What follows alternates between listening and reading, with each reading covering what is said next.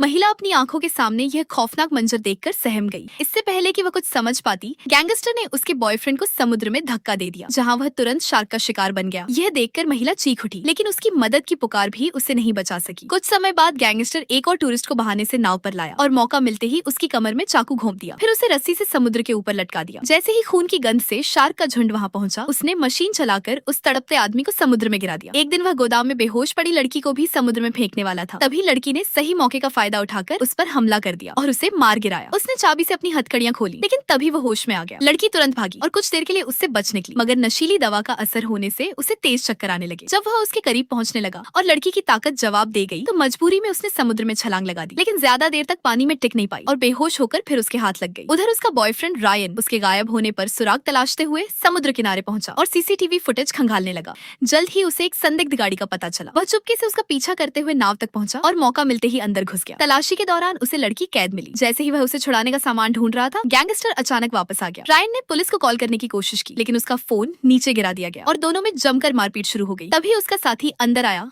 और डंडे से रायन को गिरा दिया। नीचे से लड़की की चीख सुनकर वह देखने झुका, लेकिन पीछे से गैंगस्टर ने उस पर हमला कर दिया। इसके बाद दोनों को नाव के केबिन में बंद कर दिया गया। उसका इरादा अपने साथी की लाश को चारे की तरह इस्तेमाल कर शार्क को बुलाने और खतरनाक वीडियो बनाकर पैसे कमाने का था। उसने रायन को भी जिंदा चारे की तरह समुद्र में फेंक दिया। लड़की ने उसे ज्यादा हलचल न करने की चेतावनी दी, ताकि शार्क के हमले से बचा जा सके। बाद में दोनों ने मौका पाकर अपनी रस्सियां खोल ली, साथ मिलकर गैंगस्टर का सामना किया और आखिरकार उसे काबू कर लिया। इस तरह दोनों इस खौफनाक मौत के खेल से बच निकले और आगे एक शांत जिंदगी जीने लगे।